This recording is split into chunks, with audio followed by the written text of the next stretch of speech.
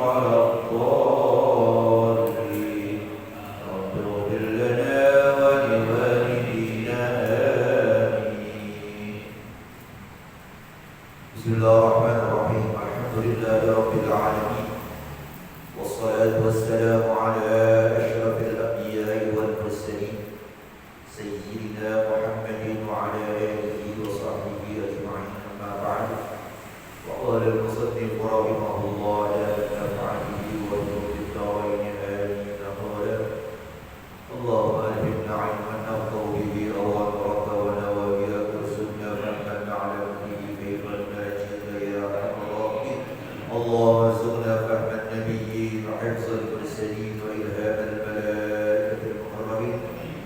برحمتك يا أرحم الراحمين. اللهم أكرمنا بنور الفهم واخرجنا من ظلمات الوهم وافتح لنا أبواب رحمتك وانشر علينا حكمتك يا أرحم الراحمين.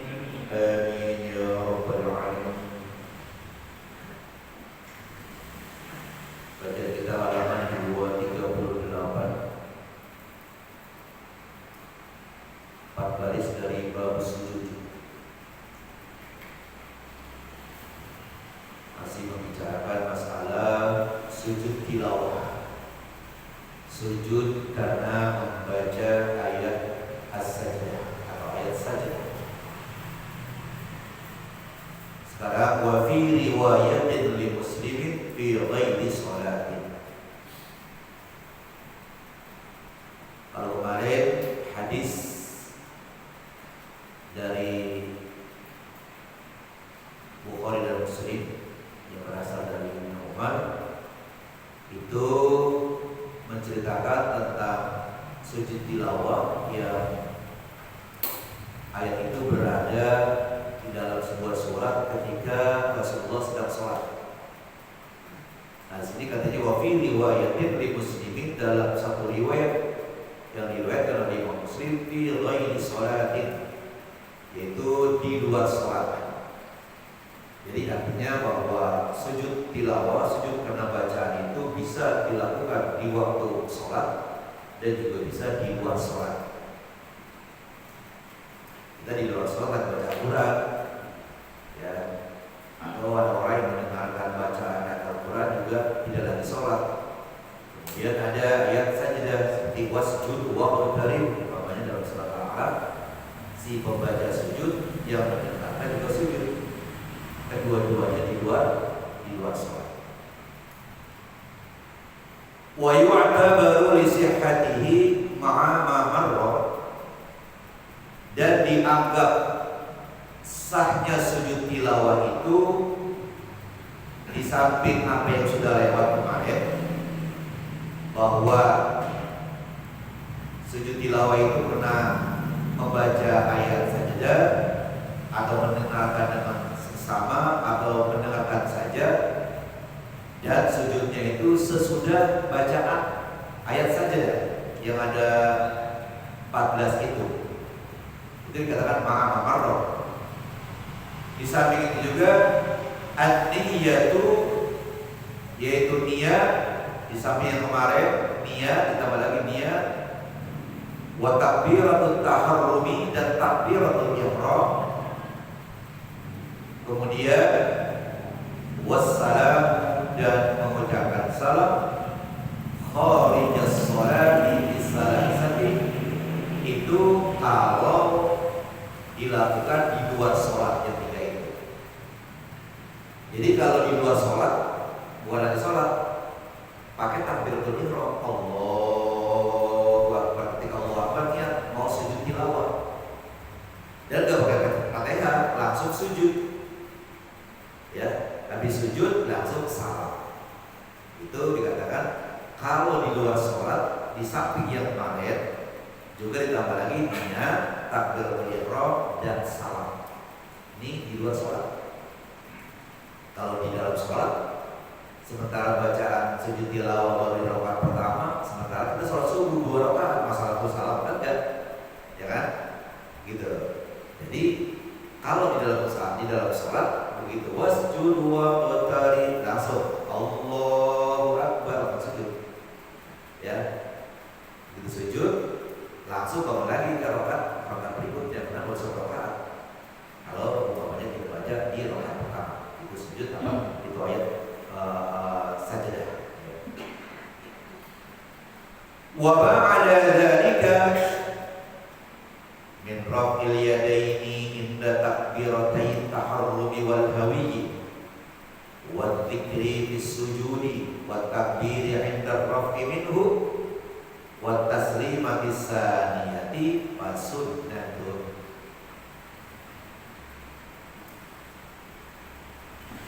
Dan apa yang selain 3 di atas tadi, ya, seperti mengangkat 2 tangan ketika takbiratul ihram tadi kan, kalau adanya itu ayat sajdah di luar sholat pakai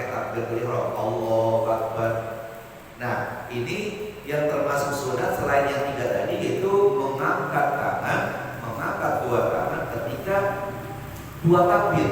Yang pertama takbiratul ihram, Allahu Akbar. Wal hawi, dan ketika takbir mau turun sujud. Jadi Allahu Akbar, Allahu Akbar. Jadi ketika takbiratul ihram angkat dua tangan, ketika mau sujud juga angkat dua tangan. Ini termasuk sunat. Wa dzikri fi sujudi, dan baca zikir di waktu sujud. Yang kemarin sajada wa hiya lillazi khalaqahu wa sawwarahu wa syaqqa sam'ahu wa basarahu bi haulihi wa quwwatihi fatabarakallahu ahsanul khaliqin. Kalau bisa baca itu, baca zikir waktu kita sujud biasa. Ya. Nah, makanya tadi kemarin dikasih sebelas supaya dihafalin pendek sebenarnya. Itu juga termasuk yang sunat.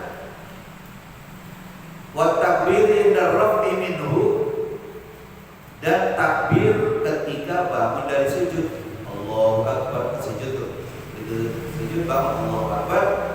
Wa taslimatis saniyati fasunnatun, dan mengucapkan salam yang kedua itu semua tadi termasuk sunat. Angkat tangan, dua tangan ketika takbiratul ihram, ketika mau sujud, takbir ketika bangun dari sujud, kemudian mengucapkan salam yang kedua itu sudah. Ini ingat, di luar sholat. Yang kita baca ayat sajadahnya atau mendengar ayat sajadah dibacakan di luar sholat.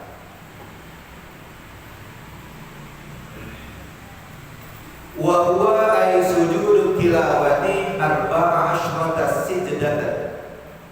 Dan dia, maksudnya sujud tilawah itu ada 14 sujud. Ada 14 sajadah.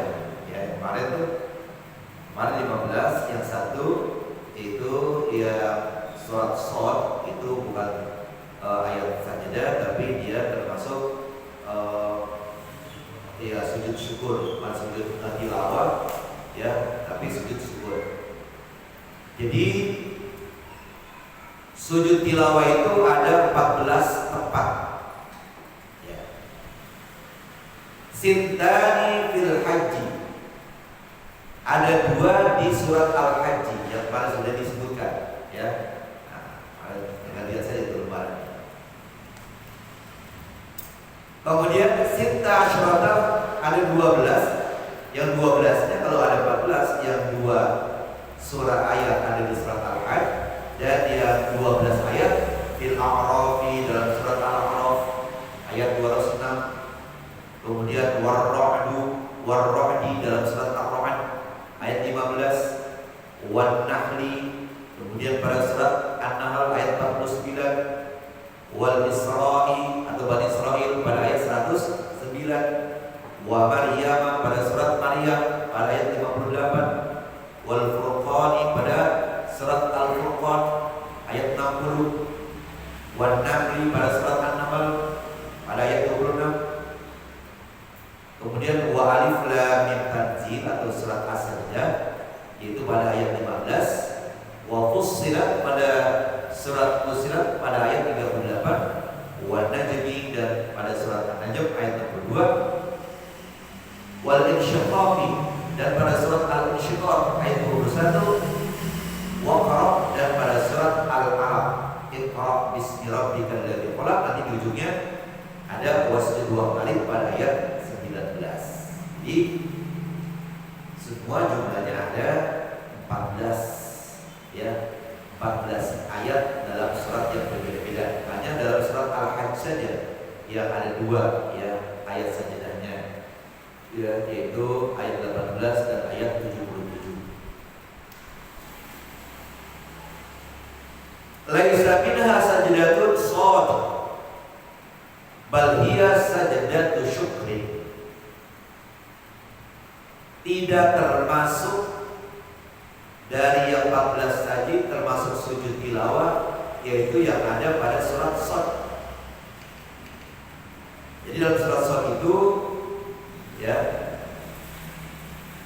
Wazanna Dawudu annama fatannahu fastaghfara rabbahu wa qarra rafi'ahu wa adab. Nabi Daud tahu bahwasanya kami, kata Allah, sedang beristighfar, mohon ampun kepada Tuhannya, dan menyukur sujud dan bertobat kepada Allah Subhanahu wa taala. Nah, itu katanya bukan termasuk ayat sajadah, bal hiya sajadatu syukrin. Nah, sujudnya Nabi Daud di situ adalah sujud syukur. Ya, la tadkhulus sholata, tidak termasuk di dalam sholat. Kenapa? Karena dia sujud syukur. Yang di dalam sholat itu sujud tilawah. Jadi Nabi Daud alaihissalam istrinya ada 99. Jadi kalau Nabi Muhammad, ya, Nabi Muhammad istri 9. Dalam riwayat dikatakan ada 11. Nabi Daud 99. Ya, ketika itu tentunya memang berbeda, peraturan itu berbeda. Udah 99 pengen genepin jadi 100. Akhirnya dia minta istri seorang petani. Seorang petani punya istri 1. Nabi Daud minta pada petani itu, cara kita aja udah bini lu kasih gua. Ya, cara waktu itu masih boleh gitu, main minta aja kayak orang minta beras gitu, minta bini. Ya, Nabi Daud begitu. Kata si petani, baginda kan istri udah 99, istri saya hanya 1, masuk kan diminta. Kata Nabi Daud, saya mau pindahkan istri saya jadi 100, baru 99, pengen 1 lagi 100. Nah, kemudian Allah Subhanahu wa taala menegur Nabi Daud alaihissalam dengan cara mengutus 2 malaikat. Allah utus 2 malaikat untuk mendatangi Nabi Daud alaihissalam. Ya, tentunya mungkin ketika itu dalam rupa manusia atau malaikat. Begitu datang itu malaikat, yang satu nih ngomong, ya, Nabi Daud alaihissalam, ini kawan saya punya biri-biri, punya kambing 99. Saya punya kambing, punya biri-biri hanya 1. Tapi dia nih udah punya 99 kambing, mau minta kambing saya yang 1. Terus kata Nabi, ya sudah kasih. Dia udah banyak 99, saya hanya 1. Tapi lantaran dia pintar ngomong, ini yang punya 99 itu dia pintar bicara, ya, sehingga saya dikalahkan. Apa kata Nabi Daud alaihissalam? Sungguh zalim saudara kami itu. Saudara kamu yang sudah punya biri-biri, punya kami 99, masih minta biri-biri kamu, masih minta kami, dia zalim, dia aniaya, ya, termasuk aniaya dia. Nah, setelah itu Nabi Daud sadar, loh, kok ceritanya sama dengan saya nih? Dia ceritanya masalah kambing 99 sama 1, saya istri 99 orang sama seorang.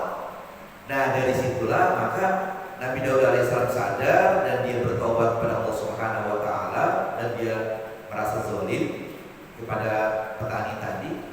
Akhirnya Nabi Daud alaihissalam apa?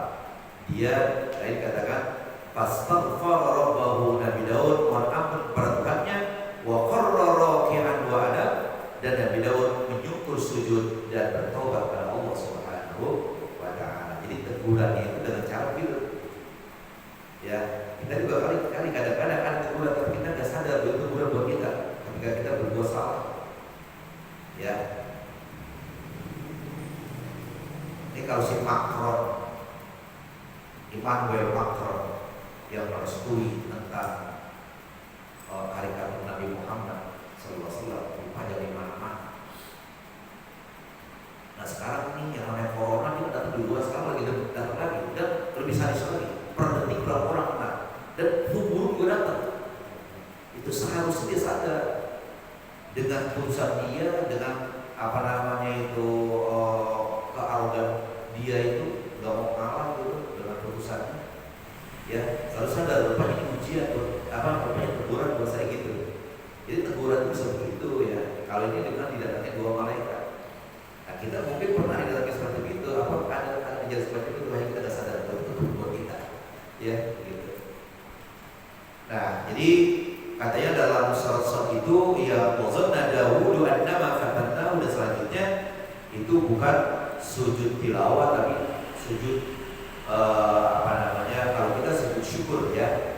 Nah, Nabi Daud alaihissalam itu dia sujudnya sujud dan taubat kepada Allah Subhanahu wa taala. Bal ya sajdat syukrin la tadussul.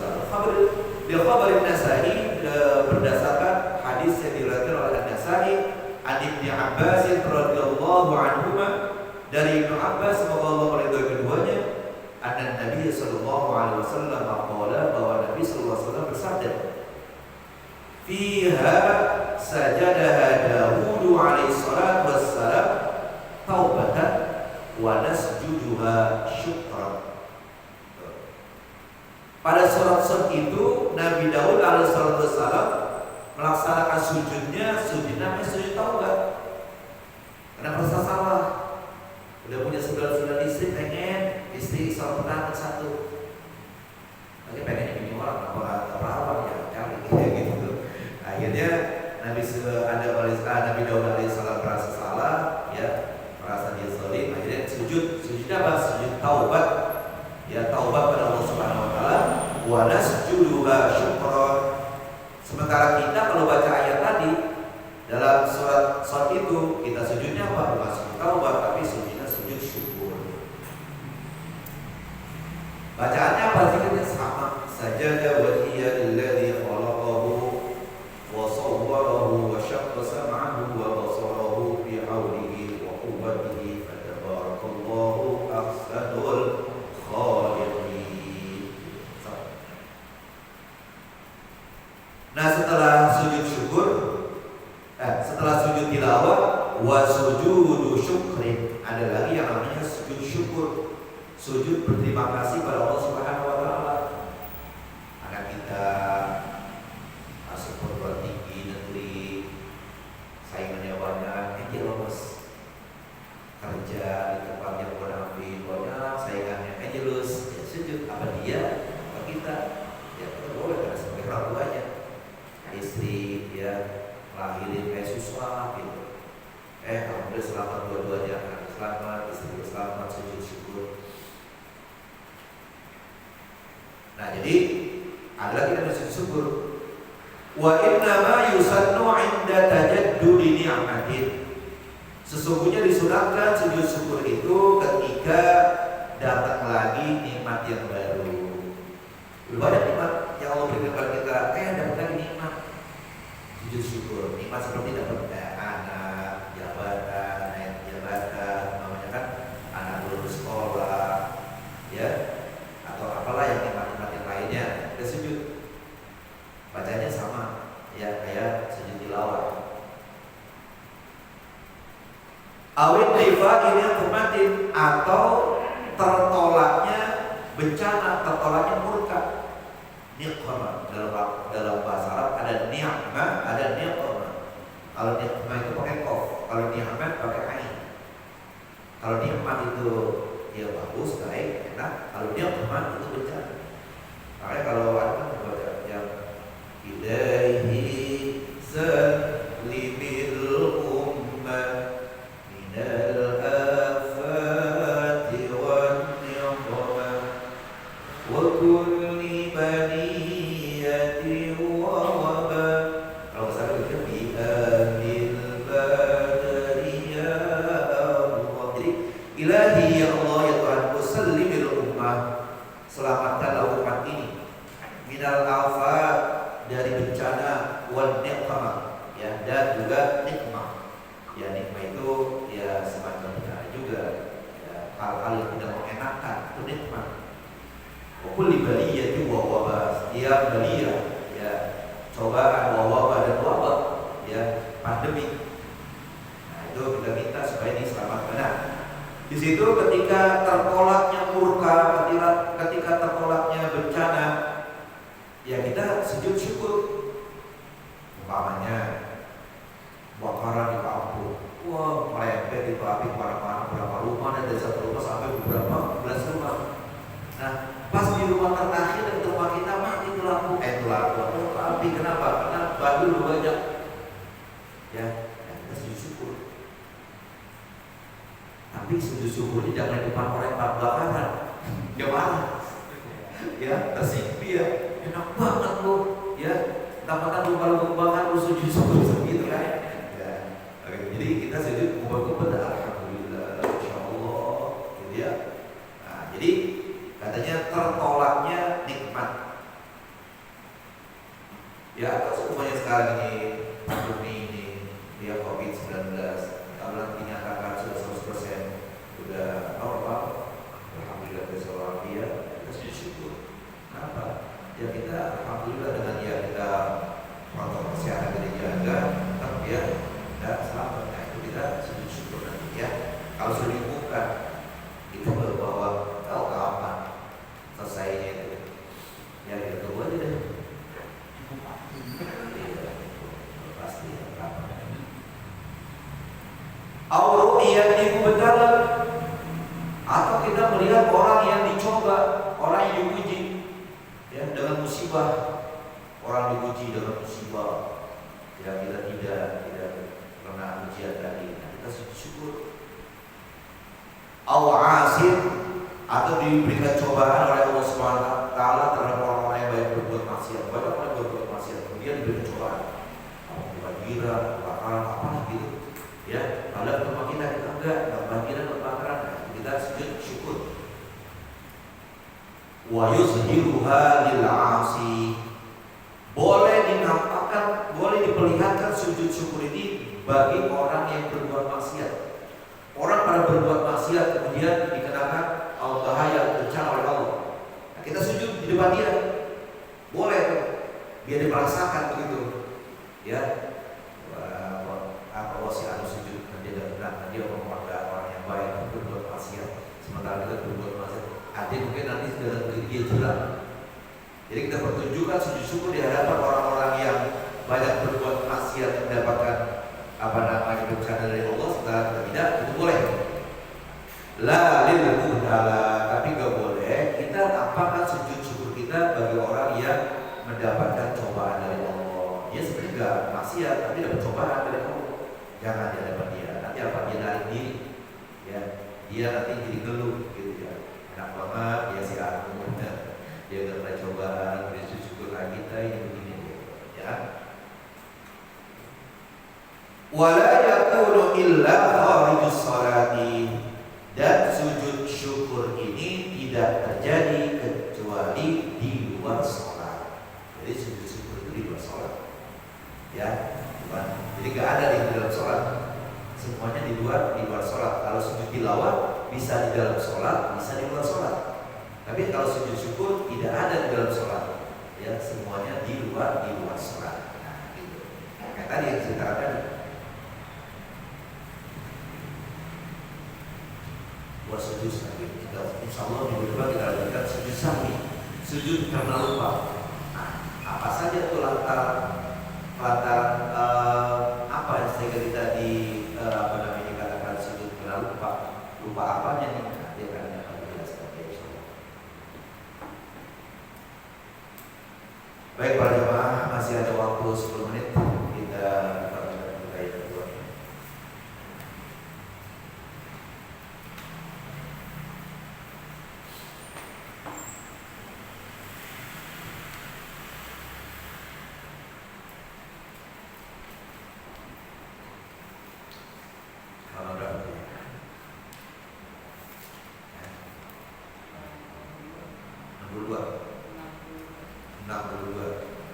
Masih berbicara masalah warok api. Bismillahirrahmanirrahim. Wa kana Sufyan ats-Tsauri rahimahullah. Sufyan ats-Tsauri, semoga Allah berikan rahmat kepadanya. Jadi Sufyan ats-Tsauri itu dia kadang-kadang disebut Abu Abdillah. Lahirnya tahun 161 Hijriah atau 778 Masehi. Dia seorang ahli hadis dan termasuk minal a'immatil mujtahid, termasuk imam mujtahid seperti Imam Syafi'i, Maliki, Hanafi, Hambali. Hanya Sufyan ats-Tsauri tidak terkenal, ya, mazhabnya itu. Kalau yang Pak ini kan terkenal nih, hanya banyak pengikutnya. Tapi Sufyan ats-Tsauri tidak, tapi termasuk imam mujtahid. Dia dilahirkan di Kufah dan meninggal di Basrah. Ya, Basrah itu sekarang kalau tidak salah Irak. Apa kata beliau? Idza lam yajidil halal as-safiya Diceritakan idza lam yajidil halal as-safiyah. Kalau Sufyan as-Tsauri tidak mendapatkan makanan yang halal lagi yang bersih secara mutlak, yaqulur ramla, dia makan pasir aja. Mau makan makanan ada tapi gak halal, yang halal gak ada kecuali pasir, dia makan pasir. Ya, bagaimana kebiasaan dia makan pasir? Wa yaqsu alaihi al-ayyam, dan dia terkadang berbuat semacam itu beberapa hari, buat sehari 2 hari. Dia ditunggu, ada juga besok, dan juga ya udah apa ada. Ya, sampai dikatakan makan aroma itu pasir. Ya karena dalam keadaan kondisi begitu akhirnya enak kali. Karena ada cerita orang kalau lagi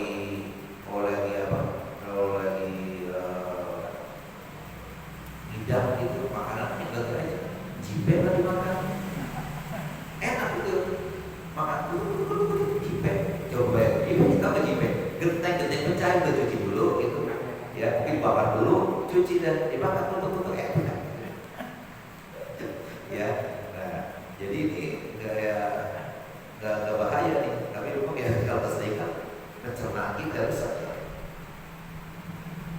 Kemudian orang Ibnul Mubarak min marwi bi Khurasan ila Syam. Pernah Ibnu Mubarak pulang kembali dari Marwa yang ada di Khurasan ke Syam, ke Palestina. Ya ini lumayan cukup jauh nih jarak antara Marwa yang ada di Khurasan dengan Palestina. Mengapa tetap fi qalamin ista'arahu wa nasiya ay yaruddahu ala sahibi? Lantaran sebuah pulpen yang dia pinjemnya dan dia lupa untuk mengembalikannya kepada pemiliknya. Mungkin waktu Ibnu Mubarak ada di Marwa di Khurasan itu pernah pinjam pulpen. Pulpen kan lupa menulis. Langsung kantongin, langsung pulang. Begitu sampai rumah, nggak ada pulpen ini. Akhirnya apa? Dia balik lagi ke Palestina. Ya, dia balik lagi ke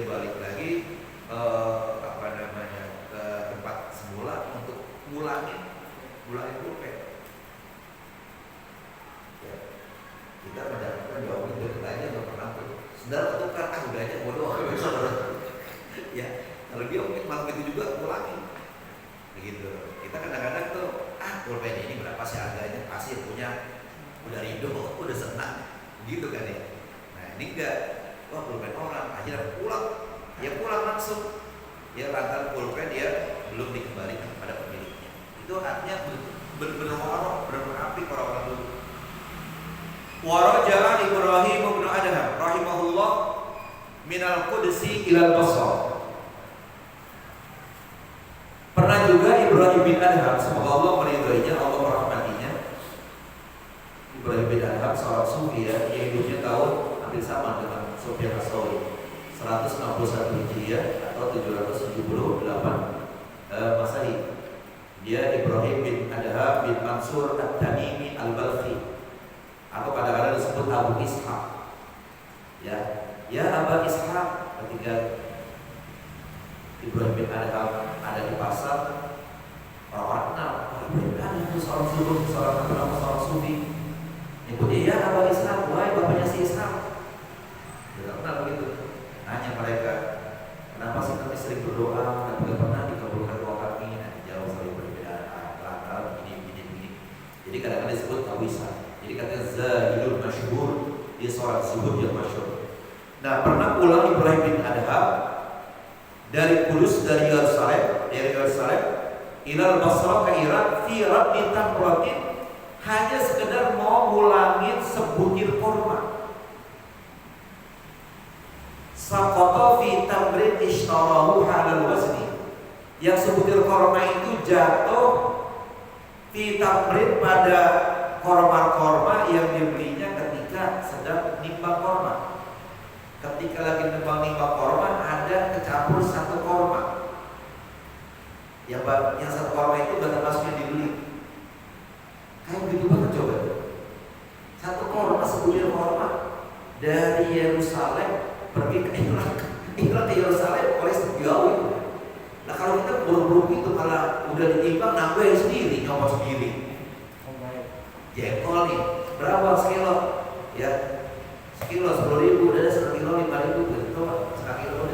tambahin satu lagi. Kalau kita yang nambah ya, kita ibu maksudnya. Ya, nah ini boleh beda ada waktu begitu malah apa? Malah dipulangi, tadi ini jatuh satu ini, ya pulang lagi deh.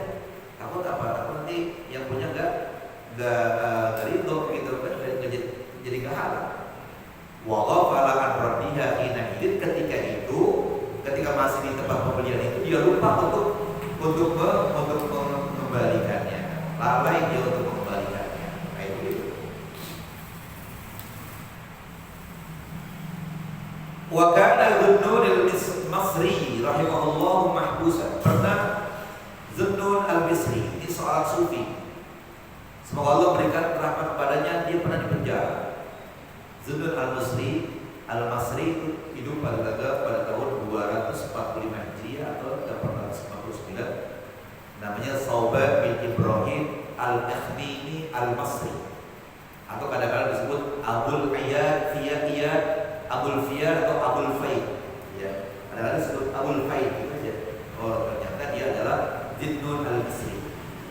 Dia pernah dipenjara, fahamalat ilaihi imra'atun shalihatun ta'aman halalan. Ketika sedang dipenjara, ada seorang wanita yang soleha bawain makanan yang halal. Makanan yang halal seperti kan nasi kan halal, ya korma kan halal, jeruk kan halal. Jadi seorang wanita yang soleha bawain makanan yang halal, min samani ghazliha, yaitu yang dia ambil dari uang harga tenunannya. Si wanita tenun, orang zaman itu tenun tuh, kemudian dijual. Nah, uangnya itu dibelikan makanan, mau dibawain ya si perempuan yang soalnya bawain Zunnun al-Misri, ya karena lagi penjara. Faradahu, kemudian Zunnun al-Misri tolak makanan itu, padahal dibawain orang soleha dan juga makanan yang halal. Wa qala, seraya berkata, ja'ani ala tibqil zalimin, ya makanan itu disampaikan kepada saya melalui tangan orang yang zalim. Jadi makanan itu bisa sampai ke saya lantaran dari orang yang zalim. Siapa yang zalim itu? Yang maksud zalim itu masuk perempuan tadi itu mungkin yakni bihi yadus sajjad, yang dimaksudkan adalah petugas penjara sipil. Kalau sipil tidak diizinkan, gak mungkin perempuan itu bisa masuk penjara, ya kan? Terus kan kalau bisa masuk penjara, kalau ya di depan itu aja, di depan gerbang. Ini kok bisa masuk? Pasti karena diizinkan sama sipil. Sipil itu termasuk orang yang zalim. Kenapa? Ya karena dia nggak salah Zunnun al-Misri. Kenapa di penjara? Hanya mungkin berbeda paham saja kali, berbeda pendapat. Ya sehingga di penjara. Maka dia nggak mau. Kenapa? Karena dia bisa masuk ke perempuan mana? Ke penjara tadi lantaran atas instruksi sipil atau penjaga penjara. Wa kana arsalat lahu ala yadihi. Itu kan diutusnya makan bisa sampai ke dia karena apa? Lewat sipil tadi. Sampai begitu kenapa? Karena begitu waroknya. Ya. Kalau kita dalam keadaan di penjara lagi, dibawain makanan yang halal, dibawain orang yang baik, ya udah kita nggak pengen seorang kali. Tapi kalau ini dalam keadaan bisa diberapa?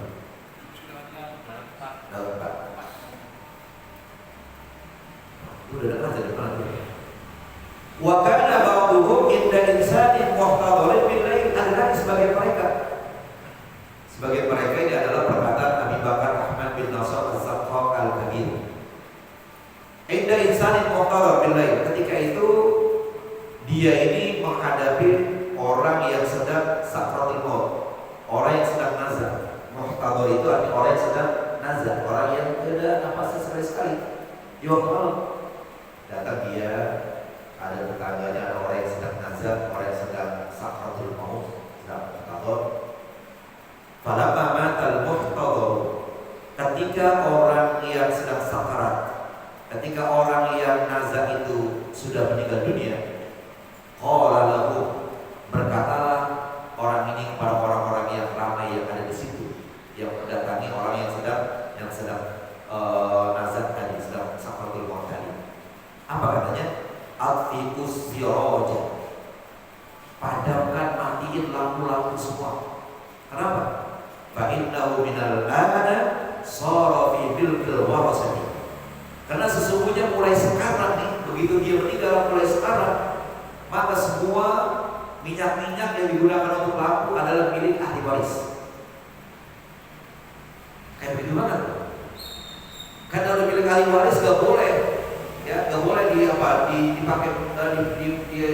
dipakai itu lampu. Karena lampu itu kan perlu minyak. Nah minyak ini sekarang udah bukan milik almarhum, tapi milik ahli waris. Kayak gitu. Nah ada kan orang yang juga nggak mau tahlilan. Kenapa? Kita kalau makan makanan anak yatim tadi itu kan udah bikin anak yatim, gitu.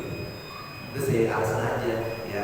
Padahal kemarin itu memang dikatakan bertahlil, ya, gitu. Saya yakin bahwa yang meluarin makanan itu ya bukan dari bukan dari uang ahli waris, ya uang pribadi masing-masing dari keluarga itu, kan, dan ikhlas. Nah jadi itu menandakan bahwa orang-orang zaman dulu begitu waroknya, begitu aktifnya, ada makanan, ada pakaian dan lain-lainnya. Insya Allah nanti kita lanjutkan waqala waktu.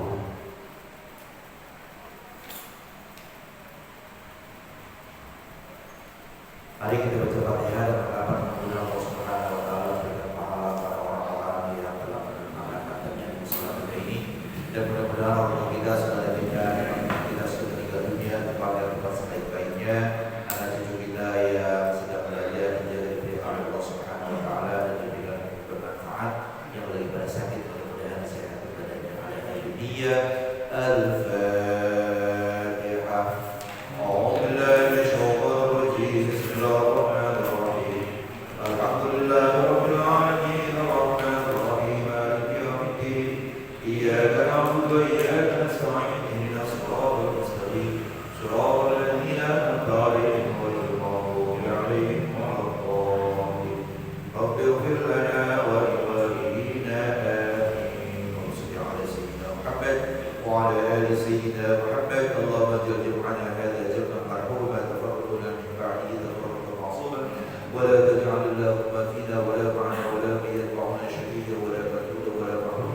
Ya Allah